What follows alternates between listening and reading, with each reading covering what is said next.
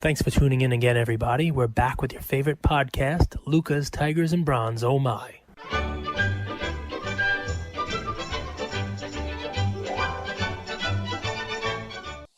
Let's kick it off. So Luca Nation. I don't know if you guys saw this clip. It's circulating around the internet.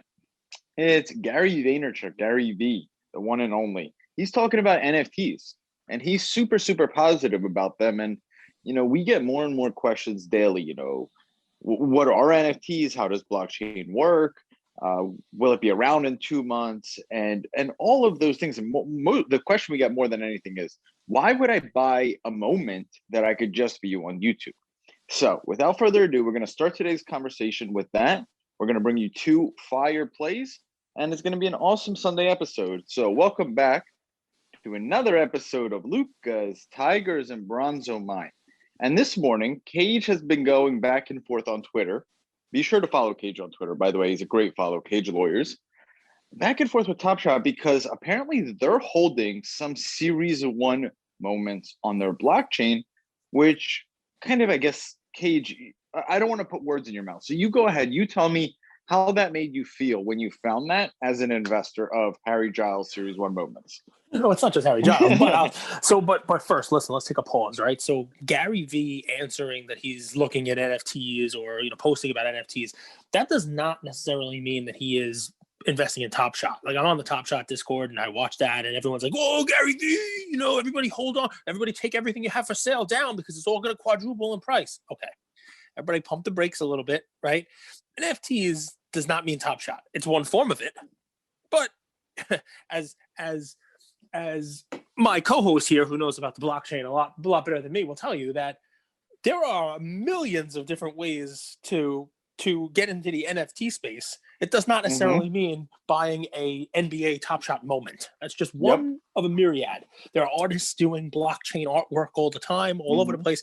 Gary recently just mentioned, I'm happy for the artists, regarding NFT. So, it doesn't necessarily mean there's Top Shot involved at all, or like Gary getting into Top Shot. Who knows, right? So as far as don't forget, guys, MySpace had that same idea. They were like, I'm going to get into the social media space. And then Facebook took what MySpace did and did it better. So it's not always the first one to the market wins. Yeah. Well, I mean, listen, it is what it is. So we will see. And not only that, I mean, he may be looking at NFTs in a completely different way, so we're in a completely different space. So don't get too crazy about that. I mean, it's obviously better than him saying it's stupid, but keep in mind, guys, Gary does not control the market. Let me just throw that one out there too. Okay. Whoa! He may control Jordan, the market. Insert a bombing noise here, right here. Well, I mean, let's be honest about it, right? It's great that he's involved in cards. It's great that he's involved in what we're doing. But I bet you if you pump Gary full of the truth serum, he would tell you he'd rather be able to go about his day, buy cards he likes, sell cards he doesn't like, move around in the market without everybody following his every word. And I think that's one of the things that he would probably say he would change about the sports card hobby if you were allowed to have him be honest for a minute. But here's the flip side to that. Just because Gary likes something doesn't necessarily mean it's going to go up. Yeah, chances are he's got a myriad, an army of lemmings who will jump off a cliff when he says so. So that's why you see a Darren Rovell backed tuna fish rock card flying higher than Mickey Mantle's rookie card. Fine, I get it. Lemmings abound. But I can tell you from personal experience that I've told Gary about many, many cards that he said, I don't like that card. I don't like it. It's not going to go up. And he was wrong. Those are cards that I told him, hey, this is something you should buy. They 4, 5, 6, 10x'd. And he passed on them. So he's not King Midas, right? He's not, he doesn't have the golden touch. He has a following, which is a huge thing in this world, right? But I'll bet you he would tell you that's a blessing and a curse. So let's just take that as a little bit of a pause for a second on the episode. It's great to have that power to be able to control stuff, but just because Gary likes or dislikes something doesn't mean that that's going to be the end all be all of what happens to that particular card or investment. Just little aside, little cage lunacy for the morning. But anyway, so there's that. I love a little cage lunacy. So I love a little cage lunacy here. The Top Shot fun here. The Series 1 moments that came out early on, Top Shot was not the phenomena that it is now, and not the phenomena that I expect it to be in a month or 2 months or 10 months, right? I think it's going to continue to grow. And when they released a lot of I the mean, series, guys, take it from me, just to cut Cage off real quick. I bought packs. I bought 10 packs. Easy. Just what was it, like January 5th, January 6th? I think I got in the 8th or the 9th. 8th or the So 9th of January. No problem. I could have maybe bought the more. 10th. I could have literally bought unlimited amount of Series 1 packs. Yeah. A little bit over a month ago. When we got Crazy. in, it was, you could buy as many packs as you wanted. There was no, the packs were up on the site, and there was no wait, there was no drop, there was no queue, there was no bots, there was no sneaker. There's actually a maximum of 10, which was hilarious. Yeah. Now you it's could buy a 10 at a maximum time. And it was a max of 10, but once you bought 10, you can go right back in and buy another 10. Like I bought 100 in one shot once. I mean, so think of how far we've come in a month, right? From that, right? So, you know, if you go back to when Series 1 came out last year, and the Series 1 cards were there, I don't know the details because like I said, I've only been involved in it for a month, but many of the Series 1 cards were held back. There's a list of them. You can find it. It's on the Top Shot blog. But we're talking about several of the LeBron Series 1 moments, and guys like Harry Giles, Serge Ibaka, Serge, I love that name. You know, Langston Galloway, Rajon Rondo, you know, I mean, like, just like guys who, when you look at their first series moment, you would think it would be $40-$50, like one of the Morris brothers. But instead, you look at it, it's $300-$500, and you're like, why? And you notice there's only 20 of them for sale, or 12 of them for sale. And you notice that the serial numbers only go from 1 to 364 when it's supposed to be out of 1,000. Well, people may have known this. This may have been a known thing in the world of Top Shot, but recently the pricing on these things has gone a little crazy. You see Harry Giles moment selling for $500-$600, and people are buying it because they want to complete the set. They want to complete the Series 1 set, myself included, right?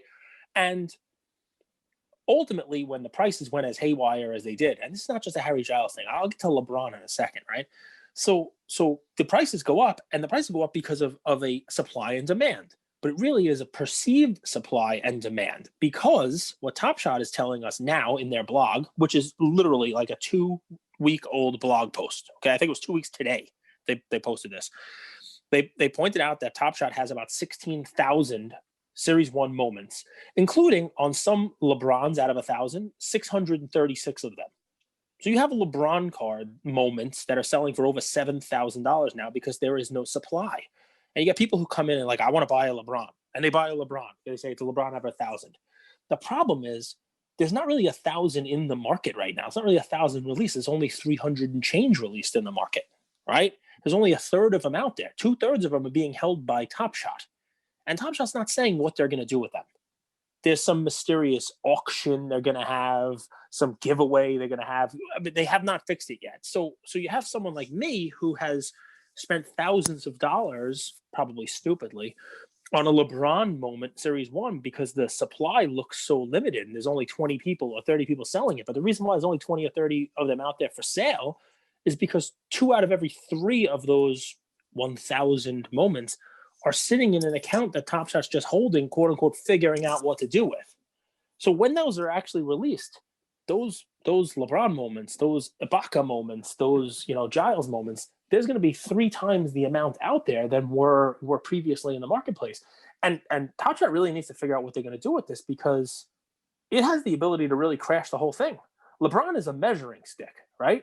People are using the LeBron Series 1 moment at $7,000 and say, okay, well, if LeBron's 7,000 and there's 1,000 of those, well, then Curry should be 2,000. And Kawhi should be 1,000, and Giannis should be 1,000, and Zion should be this, and the Series 2 moment should be this much, and when Kevin Durant's moment comes out, it should be this much. But so when LeBron's moments are fully released, and the moment goes from 7,000 to 2,000 or 2,500, doesn't that reset everybody's market? Doesn't it now mean that you shouldn't have been paying $2,500 for Ja Morant because you thought it was really just a third of the value of LeBron? And what about someone who bought into LeBron at 4 or 5K? They're going to be pretty upset because you just kind of undercut them. Yeah, well, you are diluting the market for them. I proposed on Twitter this morning to one of the moderators and, CCing or, tagging or whatever the hell you want to call it, Top Shot on the tweet, that on ones where they have more held than are actually in circulation, they should distribute a second one to the owner of the person who already owns the one. Obviously, that benefits people who have bought it, but really, it's the most fair resolution, because if you're holding one $400 Harry Giles and they doubled the circulation, well, then Harry Giles is going to be worth $200. So what's the fairest way to do it? To give you, that person who's holding one $400 one, two at $200. It's the fairest way of doing it. That way they are not diluting your holdings. They're keeping it fair.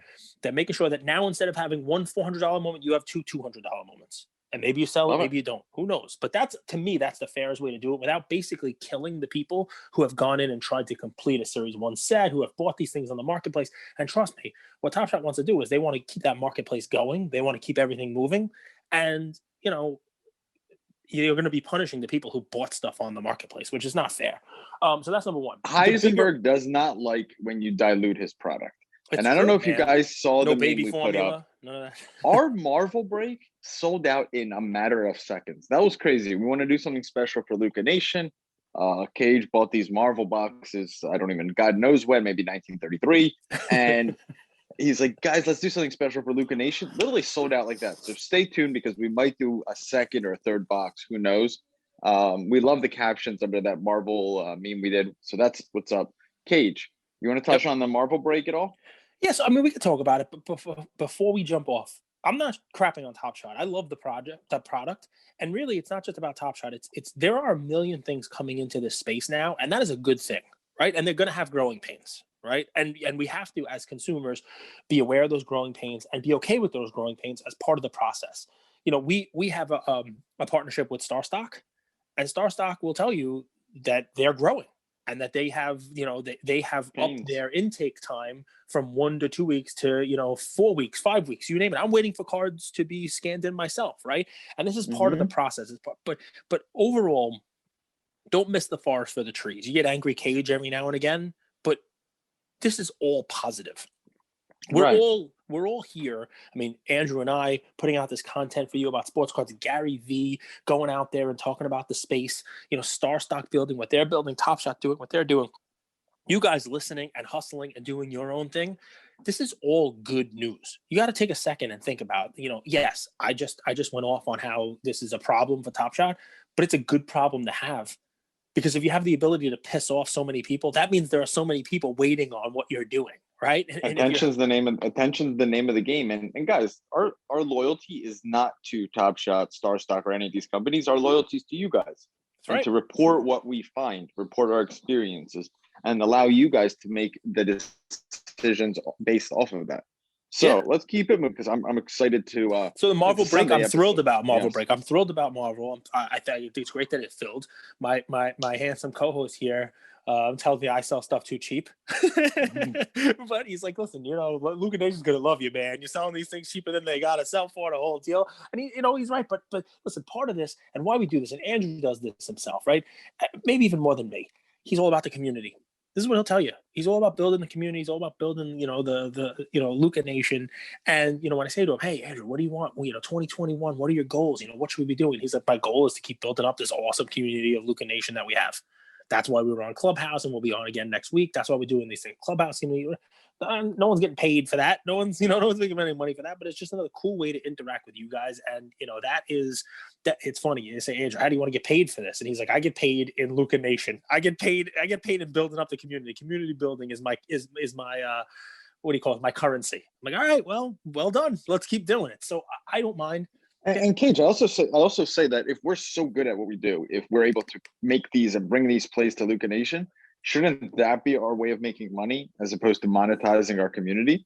So it's a little it's selfish of me to build a community, because I love it. I literally love it. A lot of the benefit is for me and the DMs that we get every single day, both on my personal account, on the Luca Nation account. People are like, I found this podcast a month ago, half a year ago, and I love you guys so. You kind of going in and out a little bit. Express how that feels. All right. So that's what she said. See, there you go. That's what she said. So point being, if you missed that, he said he loves you guys. He loves you guys. I I do. love you. So, but yeah, on the Marvel, just to put a point on it, we're going to do that on Monday. And, you'll get, the people who were lucky enough to get in and buy some spots, you're going to get an invoice and you'll pay and we'll get you the cards out. And, the generosity will continue. I have a ton of Marvel cards. So, I'm going to make sure everybody does well on the break. I'll have some bonus cards. I'll have some, some of my own cards, some of the big guys, maybe some hollows, and we'll try to give them out to people as we're doing the break anyway. So even if you're not in the break, tune in. It'll be a fun break for Luca Nation, and maybe we'll give out some free cards, some free Marvel stuff to the folks who are watching the break as well. And yeah, if it's the success that I expect it to be, we'll probably do another break also, because a lot of people message us saying they want to get in and they couldn't. So we'll definitely do that. Let's see, top of mind before we I get have to a picks? topic. Really? Let's hear it. Yeah. Let's hear it. And I saw it on the internet the other day, but it's something that I've been thinking about too. And it's not a play, because I'll have a specific card play in a second. It's more something, a strategy that maybe Luca Nation could look into and tell me, how to think about it. But it applies to both Topps Chrome and Prism. And it's this. So what should be the proper ratio or range, for lack of a better word, to a silver Prism PSA 9? Okay, so take like a John Morant Prism Silver PSA 9 of his rookie year versus a PSA 10 of the base. What's the right ratio? Should that be 1-to-1? Should the silver Prism PSA 9 be more expensive, less expensive? And also, let's take that with a Topps Chrome. What should a PSA 9 LeBron Topps Chrome refractor trade in relation to the PSA 10 base? I mean, I think it's different depending on what the card is, right? I mean, it depends on the population of the card. I mean, some silvers in some years they have lower pop because the centering's off on them and stuff like that. I mean, I'd have to know the pops on those things, but I'm curious to hear where you go with it. So go for it. Well, where I go with it is, I think regardless of the pop, a refractor already has scarcity, right? So you say like a PSA 10 that adds a level of scarcity, but a refractor is in of itself a PSA 10. It's a scarce card. It's a more scarce version. So I'm wondering if you take this strategy and you create a watch list of 100 cards. In my opinion, there's going to be a lot of cards out there where PSA 9 refractor or silver sells less than the base Prism PSA 10. And I think those are going to create buying opportunities. This is more of somewhere to look, I think, for Luca Nation than actually do this, do that. I think there's still going to be some opportunities where a refractor PSA 9 is selling at a discount to the base PSA 10. And I think that's wrong. I really do think that that's wrong. And I think that if you look at the pop, it will also match up and suggest that. But I think it's cool to just have a watch list and take a look at that. Okay. Very interesting. Doesn't really make sense to you? You don't think the refractor should be compared to the base? I do. I mean, I definitely think it's important. So, I mean, the offshoot that I have for this topic of conversation is where the hobby is heading. Are we moving away from base on refractors? Is this a topic that people are going to come back to? Is it something where you want to do that math on it because people should start ignoring the base and move on to the refractors of more modern cards? The refractor is going to become more like the investment card. I mean, what's your thought on that? Because I think that's the deeper question. Well, I do, and I think it's going to be becoming the PSA 10 of the past in the sense that a lot of people price that up to 10, and they're going to see refractors, which are in and of themselves extremely scarce cards, in a PSA 9, and look, hey, a card that's way more sought after than the base because people really seek the refractor in a high grade, and it's trading at a discount from a PSA 10, but at the same time, it's just a 10. And I think is going to increase in price, or the base is going to decrease in price. I think that gap between those two is going to shrink. All right, do me a favor, say it again. Am I going in and out? Yeah, it's like like that kind of stuff. So I can't really hear. And all this time, I thought Mexico had bad Wi-Fi, and I'm back in the States. It's all right. I mean, I get what you're saying. I'm saying that, in my opinion, this doesn't apply to all cards. Like the refractor PSA 9 of the LeBron is actually more expensive than base. But there are cards out there. I think one I was looking at is the Aaron Rodgers base, right? And then you have the Aaron Rodgers refractor. I think the PSA 9s refractors are a great place to look at right now. That's all I'm saying. I like it. I mean, for me, what I would say is, you know, pay attention to the overall pop, right? Because if a refractor 9 has 1/10 of the population of the regular 10, then, you know, be smart. Obviously, that's, you know, that's gonna have a different, you know, a different multiple out there than, you know, than where we go. So, I mean, I like it. Yeah. All right. So, listen, my topic for today is this. All right. If we didn't have such an awesome post up on our Luca Nation site, I would have sent some pictures over and I would have started posting some myself. Maybe I'll post them on my own Cage Lawyer Instagram. But it's Valentine's Day, folks. Happy Valentine's Day. I mean, I'm hoping that you're listening to this. You know, it's late at night. You've already done your Valentine's stuff. If you haven't, there's still time, right? We released this 7 o'clock at night, you know, Eastern time. You know, if you listen to this, you know, run out quick, run to a gas station if you have to. Get your wife, your girlfriend, your boyfriend, your husband, get, you know, your significant other, you know, whoever it may be, get them a flower. They're easy. They got them everywhere nowadays. You know, go to 7-Eleven, buy one rose, do something nice. Give somebody a card, you know. And if you're looking at cards as gifts, I got some fun ones for you, right? You know, if you're a wrestling guy, how about a Greg the Hammer Valentine card? You know, if you're a baseball fan, Bobby Valentine cards are out there. You could buy some cool ones from the 70s. You're a basketball fan in the late 80s, Darnell Valentine played for the Clippers. Go on out there and grab yourself some Valentine's cards. And if you really want to get into some fun stuff, the stuff that I post some pictures of, a company called Clio, not Miss Clio, who was telling the future. Don't get silly now, guys. You're a Libra, aren't you, dear? No, I'm not. I'm a Gemini. So there was a company called Clio, Cleo, that in the late 80s and 90s made Valentines. And people have graded these. Check them out, folks. It's kind of like the Santa Claus card that comes up big every Christmas. There are Michael Jordan Valentines. Now, think about it. You have a sports card fan in your life. What a great way of saying Happy Valentine's Day. The 1991 Clio Michael Jordan, I Like Your Style Valentine. You could find a mint 9 PSA graded on eBay for $1,100. Or how about the one from 1989 where Michael Jordan's dunking the ball with a heart that says "You're looking fine." Come on now, folks. Even for Valentine's Day, there's a card for everything. I'll post some pictures later. But you gotta get into the Valentine's Day spirit here, guys. You gotta enjoy yourself. So, do you have a pick today, my I friend? do. I do. I can't wait to hear it. My play is kind of like a flip life kind of play. I It's like a it. play that you could buy a few of these of. Let's say you have like a $300, $400, $500 budget. The play that you could get 8, 9, or 10 of these cards and I think that they're going to bounce back, as Big Sean says. But Kate, something I was thinking about the modern prison market is most of the people, and this is I think part, not all, of the reason why the modern market's dipping. It's kind of how you mentioned, sellers were undercutting each other, right? Yep. Well, the reason they were doing that is they were into that card cheap. Most of the cards on the market right now, all the present base PSA 10s, you're in profit. Most of the PSA 9s are in profit because you got those 6, 7, 8 months ago. Some people ripped them last year. They might be into those cards for 30, $40, and at the least they're getting their money back, and more likely than not, they're making a good profit. Maybe not as much as if they sold at the top, but they're still making a ton of money, right? So when you're into those cards for so little and you could profit, you're going to start seeing a supply run, right? And Yep. that's what we've seen. So this one player, this is a guy that I think he's going to be a valuable part of the run. He plays for the Phoenix Suns, and his card, his President PSA 10, the last sale I was tracking on Card Ladder, it peaked back up to 60, but it's a card that you could get off eBay for $50. It's the Prism PSA 10 of Cameron Johnson.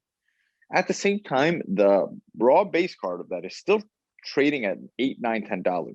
It's just the PSA 10, the Prism version, that has come down. That's a $50, $55 card. Now, think about this. The Ja, the Zion, all those guys, their cards have come down. The peak of Cameron Johnson was 150. Now you can get him for 55. That's a third of the price that he was. All of this card needs to do is jump back up to 85, 90, 100 in the low. That's a conservative estimate of where I think you could get during the playoff run. And by the way, the Suns are going to be a problem in the playoffs. And you've made double your money. you've made 80% back. And I think that's a great play to have for a card that you're in so cheap that's graded a PSA 10 of a guy that's going to be in the playoffs. And I think there is going to be a modern bounce back. But more than anything, I don't think that a Cameron Johnson Prism PSA 10 card is going to drop much more. So let's say you're wrong. What's your downside? It drops to $40 a card. So I think it's a card with limited downside, a pretty significant upside, and that you have a really low entry point. So that's my play today. I like it. I like it. So I have a play that is not, I don't want to call it fully formulated yet, right?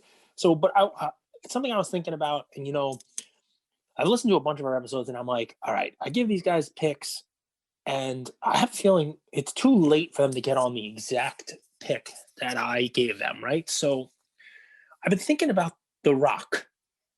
And we've had a lot of great conversations in our Luca Nation groups about the Rock card.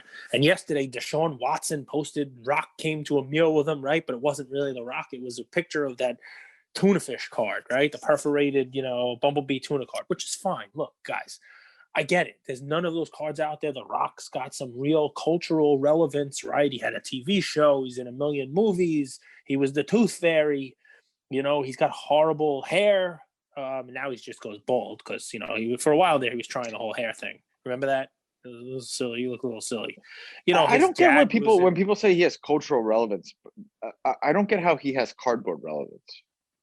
Well, I think the reason why people are attributing cardboard relevance to him is because of the wide breadth of things that he is involved in, from children's movies. I mean, Moana was on in my house the other day where he played Maui. And, he did a pretty good job of it, all the way up to, the Ballers show that he was on HBO, which is legit the other end of the spectrum. He was in sport, real sport, not well. When he played football, he was in wrestling. What really whatever you confusing want for to call me is sport. Go ahead. he had success in wrestling, and he has these beautiful wrestling cards out there, though a little bit weird looking. But then you're going to go and buy his failed sport. It makes no sense to me why It's just people first. would buy the. It's just first. It's just people do the same thing. Yeah, Brock but by that Lesnar was theory, not very good, right? But he has football cards with the Vikings, and people go out and buy the Brock Lesnar card. Which, by the way, is one of my plays for today. that's hilarious. Based on he's got some Leaf cards out there where he's in a Vikings uniform. It's pretty cool. People go after those. He's got some UFC cards out there. In 09, he's got some wrestling cards. I mean, there's some cool stuff. It just goes with people are chasing. What's first, what's, whatever, that's the deal, right? And why would you go after that? My play for today is something I want you guys to think about, right? People, and your question is right. The Rock, is he really relevant? I mean, and maybe he will be. Maybe there'll be a documentary about The Rock one day. Maybe he's got political aspirations. Who knows? But he's in Hollywood. He's in kids' movies with Jumanji. He's in adult movies with the skyscrapers and, whatever the heck else. And, he's in television. He's clearly everywhere. Clearly everyone knows who he is. Yeah, but who knows? I would say 99% of people don't even know that he played for the Miami Dolphins. I get that. I get it, right? Miami Hurricanes. So it's a great back and forth that we're doing here, because my play is this: someone who I think is even more culturally relevant than The Rock, right? And I think that for all the reasons The Rock cards have gone up, this guy's cards should go up. Lesnar's a nice little offshoot also, but this guy is, I think, a little more important. But he also has cards, and his first cards and stickers are ones where you can make the same argument. That's not what he's really known for, but it's first. And here's the deal, right? And I'm going to give you a couple of ways to play this, but I want you to do your own research and figure out which way you want to play it yourself, right? Because if people are going out there and they're buying ridiculous Serena Williams cards and Roger Federer cards, and people are buying, Britney Spears cards, I saw people posting pictures of, and singers and artists and Beatles and whatnot. How about a guy named Bruce Lee? You ever heard of him, Andrew? I'm going to take that as a yes. I love Bruce Lee. Be like water. I love Bruce Lee. So Bruce Lee, it's that quote, by the way, is something that I try to live by, because you can, everything has a breaking point, right? Metal has a breaking point, but water, Has no breaking point. So I love it too. Bruce Lee was great. He was a great fighter, but a much better philosophizer, as Bill and Ted say. And the favorite thing that I learned from Bruce Lee, he said, and I live by it every day. He said, "Be like soda." Be like soda. And so that's what I do. I mean, I try to be like soda. So Bruce Lee, you can do a million ways of buying cards with Bruce Lee, just like you can with The Rock, right? There's wrestling cards, there's all kinds of stuff, right? You can buy some cards in the 2000s. He was in Allen and Ginter cards, and people are spending a lot of money on those.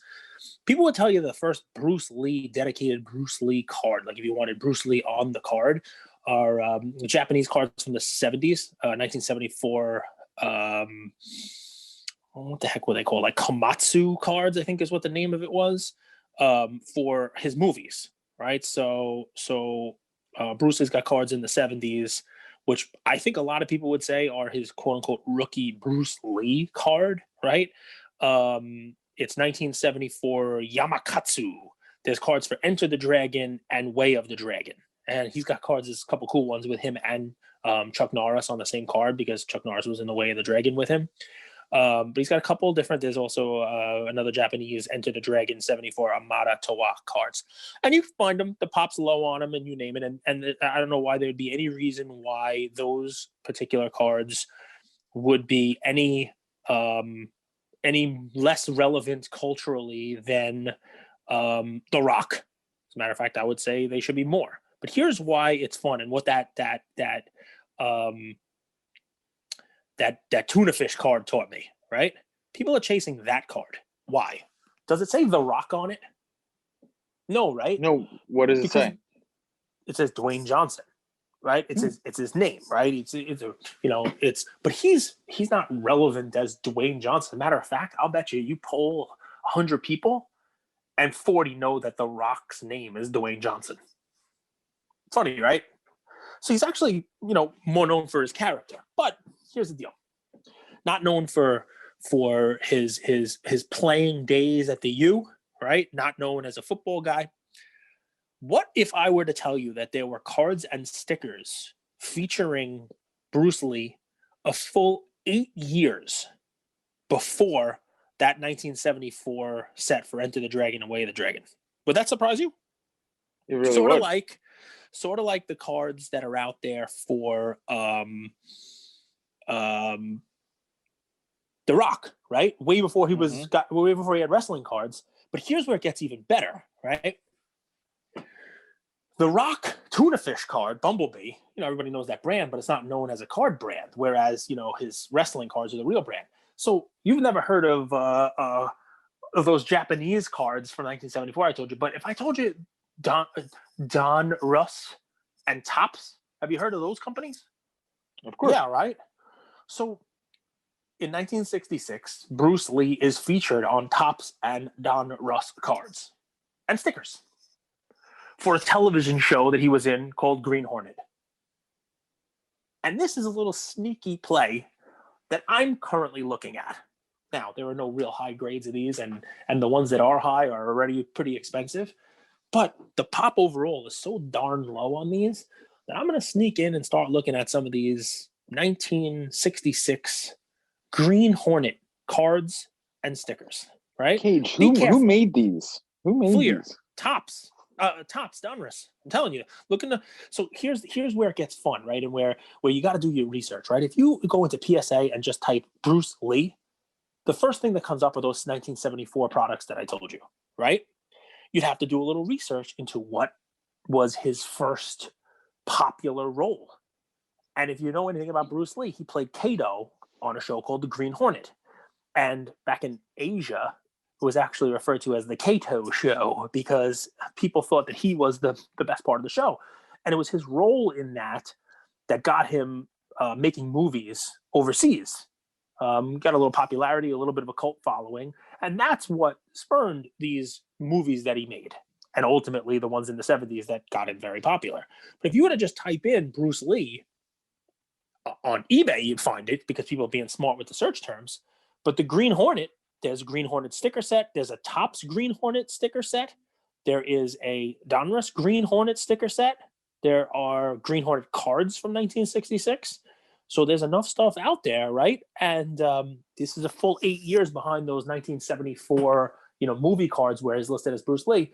Just be careful on these, right? Because there's a lot of stickers, a lot of cards, a lot of ones that say Green Hornet.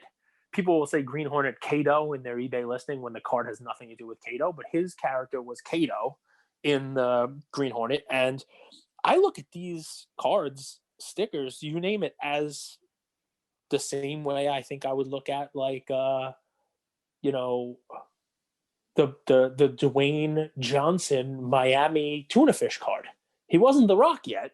He wasn't doing those roles, but they predate anything else that's out there for him, and people are looking at the low pop, you name it. So you take a look. There's 1966. There's a bunch of other stuff out there, right? There's the Green Hornet.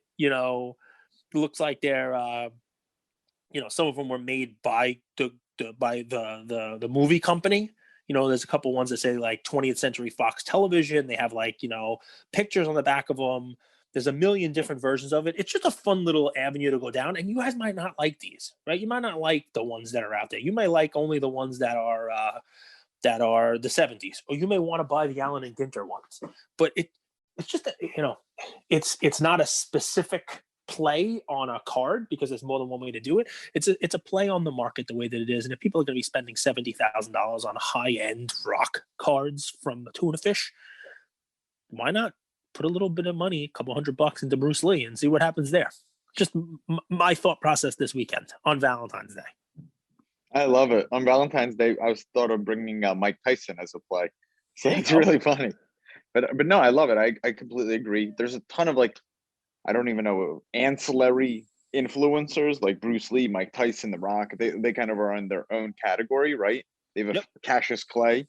They've had impact on culture, but not through kind of like one sole lane in their life. They've been able to do a lot of different things. So I love it. I think it's such an interesting play. I'm a huge Bruce Lee fan. So Cage, anything before we wrap? No, man, go give somebody a hug because it's Valentine's Day. That's the key. That, and we got a holiday tomorrow. Tomorrow's Marvel Day. You thought it was any other day. It's not. This is President's Week coming up.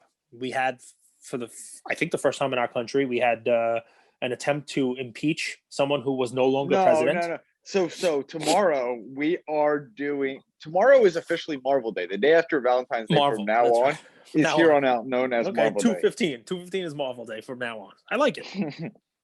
No, but I saw that news. I agree. I'm glad it's in the rearview mirror, hopefully, and let's keep rocking. Cage. So do you know why what was important that they did this? You know why it's important, the result, why the relevance of the result, just so that we know, because President's Week coming up, so we got to do this, right? He's not my president. He is allowed to run again. Kidding. If he were impeached and convicted, he would not be able to run for president again. And that was why this whole thing was done. An attempt. I'm aware. I'm not a doofus. Well, the jury's still out on that. I mean, Tracy McGrady has one of the all-time great scorers. By the way, I can't believe you've never watched. Of course, dude. Everyone agreed with me. No, everyone agreed with me. Yes, they did. No, they did not. Maybe in your subconscious they agreed with you. Maybe in the comments that you make up on your burner accounts they agreed with you. I need a burner account, by the way. If you guys could help me come up with a good burner account name, I'm in. I was thinking my Twitter personality should really just be kind of like a burner account, like just poking fun, because not everything's got to be that serious. But dude, Have you seen 31 seconds, 13 points when Tracy McGrady beats the Spurs? Yes, I have. Okay. And look, Reggie Miller had 9 points in negative 3 seconds. Also, it doesn't make him one of the greatest scorers of all time. No, it literally does. Reggie is one of the greatest scorers of all time. He's one of the best 3-point shooters of all time. You just like Reggie because you think he's handsome. Yeah. I literally can't stand Reggie. For some reason. You love Reggie. Well, listen, folks, we'll keep it short and sweet. We can't wait for tomorrow for Marvel Breaking Day, and we'll try to bring more stuff like that to you, in the coming days. May have some soccer soon. I know this is supposed to be a big year for soccer. May be able to break some soccer stuff at some decent prices, cheaper than anybody else out there, because we're not doing these breaks to make money. If I wanted to make money, I would have just sold the Marvel box on eBay for a lot more than what we're selling it for. We're doing this to, have an event here, and we love you guys. We love Luca Nation, and we're having some fun with this stuff. So, yeah. What else? Is that it? We're gonna end on that. We got to wrap. We Valentine's got to Day. cut. Happy Take care, Valentine's everybody. Day, people. Thank you for spending some time with us on another episode of the Lucas, Tigers, and Bronze Oh My podcast. Do us a favor and like, subscribe. You know what? Don't just like and subscribe. Everybody does that. If you like us, tell your friends, tell your neighbors, tell your enemies, tell everybody. And we hope you got something from spending some time with us today, and we'll see you next time. Thank you.